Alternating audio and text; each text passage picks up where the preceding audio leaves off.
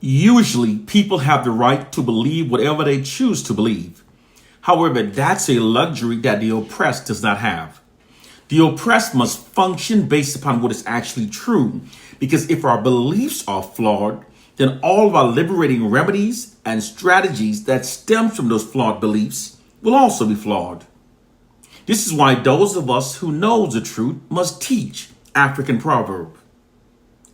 Nowadays, we literally have millions of black people that walks around daily with computers in their pockets, with access to unlimited verifiable information literally at their fingertips, yet insisting on holding on to a Bible written by our most ungodliest enemies and that was originally brutally beaten into the blood-soaked minds of our ancestors during their brutal colonization and or enslavement. This makes no sense at all. However, because of an indoctrinated tradition, millions of black Christians now strongly defend a religion that our ancestors were brutally forced to accept. The truth of the matter is that the early white Christians' conversion of Africans into their religion had absolutely nothing to do whatsoever with saving the souls of Africans so that Africans may join them in heaven during the afterlife. This is an absolute fact because the early white Christians literally believed that Africans had no souls and that heaven was for whites only. In fact, the early white Christians believed that the thought of an African entering the kingdom of heaven was as ridiculous as a dog doing so. This is an absolute fact.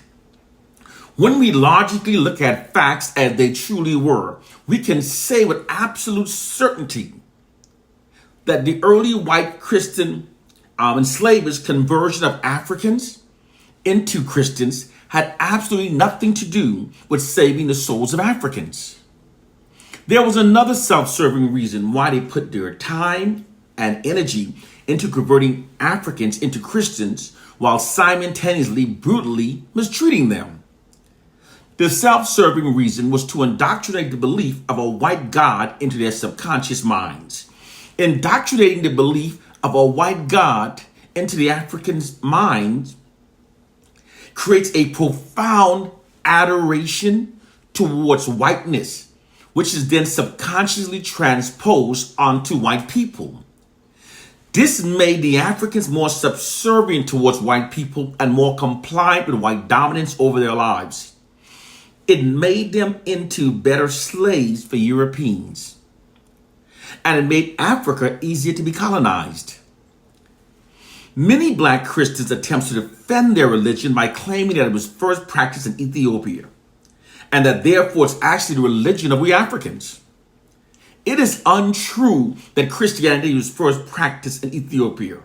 Christianity did not reach Ethiopia until the year 341 AD under the reign of King Ezana. That's 16 years after the Romans created the false religion in the year 325 AD. You know, many black people are afraid to critically think and research facts for themselves when it comes to our Christian religion.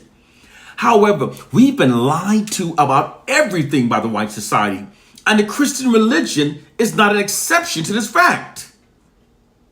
We must leave no stone unturned in our pursuit for learning our black liberating truths. You know, some black people are so brainwashed that they believe that to reject the false God of our ungodly oppressors is to reject God himself. This is absolutely untrue. I am not an atheist. I merely know that the belief that a Bible written by history's proven most ungodliest group contains the true words of God, and that was brutally beaten into the blood-soaked minds of our enslaved ancestors will now set us free, are both absurdly ridiculous beliefs. Moreover, the fact that the Bible strongly condones slavery and was written by Romans that routinely engaged in massive orgies, wife swappings, and death sports totally disqualifies it from being the true words of an infallible God. The reason why there's rarely any resolve whenever a black conscious person presents these noted facts to black Christians is because the conscious person presents documented facts, critical thinking, reasoning, and common sense. But Black Christians have been conditioned to stand by blind faith, even when the abundance of evidence are to the contrary. This sounds admirable, but it's actually how the church mentally enslaves its followers. Christianity gets its followers to abandon their intelligent critical thinking skills in exchange for blind faith in order to get their minds to accept the most outlandish and ridiculous myths. This tactic has allowed the church to exploit millions of their devoted followers for centuries.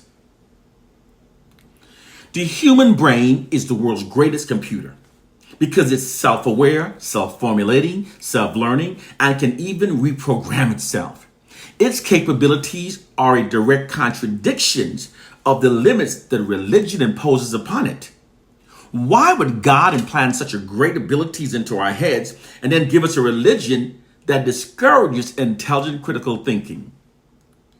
The fact that religions are not compatible with the God-given capability is proof that the religion is not of God. All religions are instead man-made tools used for controlling people.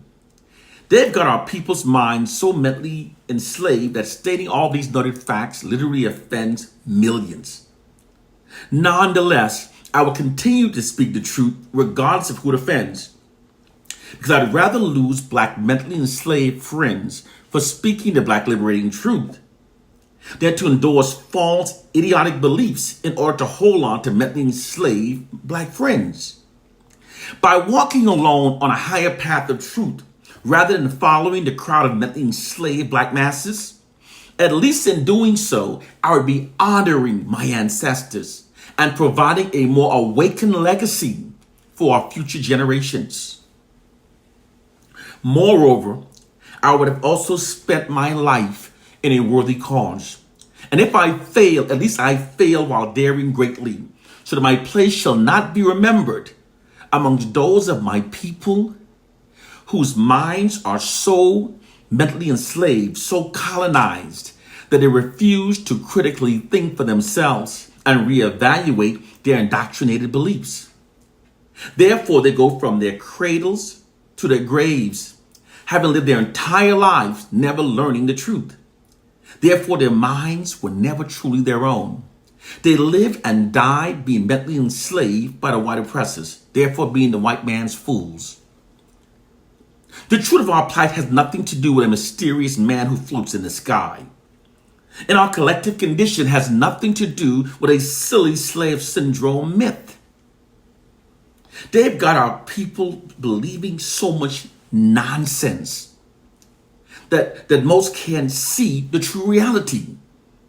The truth of our plighting condition are grounded in reality. A reality that millions of us have been psychologically blinded from seeing. The true reality of our plighted condition are directly connected to our oppressors' control over what we believe. People's behaviors align with what they've been made to believe.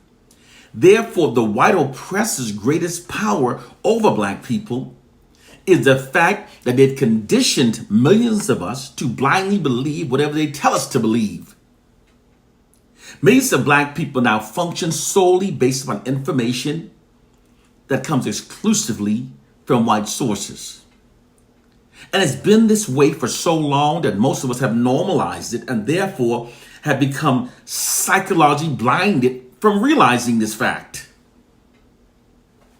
This scenario gives the white oppressive forces immense power over us. It's in fact their greatest weapon being used against us. They've exploited this scenario by systematically feeding us lies into our collective minds that manipulates us to think and behave in ways that benefits themselves and that are against our own self-interest. They've always done this to us. They lied to us from the beginning, and they lied to us about everything. We fell for their lies because we didn't know that such level of deceit existed. We had no words to describe their level of deceit. The fact is that no group has lied to we Africans more than Caucasians have. Yet they brainwash millions of us to continue to blindly believe their lies in spite of this historical fact. Because they control the information that we receive, this allows them to control what we believe. It's that simple.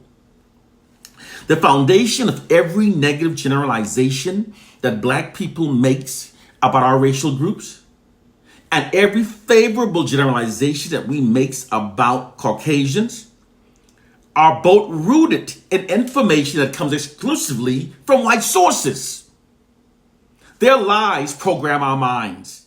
Millions of Black people are now thinking and responding the way they were programmed to think and respond. They don't even know that their thoughts and responses are the results of their programming. And they fight fiercely against those of us who tries to free their minds from the programming. It's the real Black people's matrix. To learn the truth of our plight and condition, you have to research information warfare. It's what's being deployed against us by white oppressive forces unrelentingly. Information warfare is a military term that refers to the use of disinformation to gain advantage over an opponent or a targeted population. It can involve offensive and defensive actions, such as influencing the opponent's decision-making, causing doubt and distrust, confusion and distraction, and to demoralize and to polarize the targeted population. It also includes the dissemination of propaganda in pursuit of a competitive advantage over a targeted population. The white society deploys information warfare against us, and we react to these. Keeps us confused, demoralized, divided. We have to understand the truth in order to liberate ourselves. One love and peace.